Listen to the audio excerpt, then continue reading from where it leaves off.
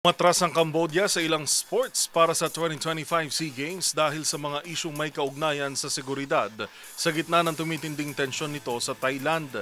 Narito si Matchpoint, Millie Borja.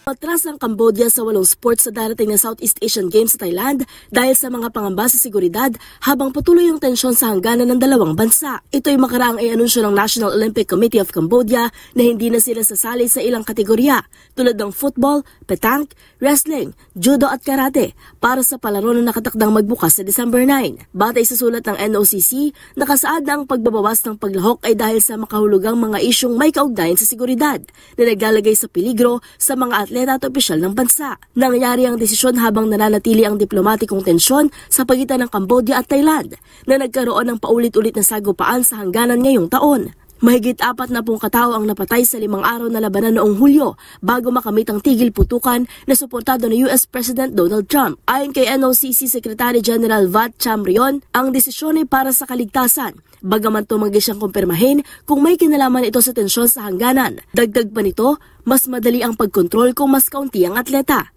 Sa isang Facebook post, iniulat ng NOCC na 150 athletes na lamang ay papadala nito sa 13 na sports. Mas mababa sa 333 athletes na nauna nitong i-anunsyo. Nag-ugat ang sigalot ng dalawa sa panahon ng colonial rule ng France, kung saan inangkin ng Thailand at Cambodia ang ilang sinaunang templo na nasa border area. Para sa MBC TV Network News, ito si Millie Borja ng DZRH TV, una sa Pilipinas, una sa Pilipino.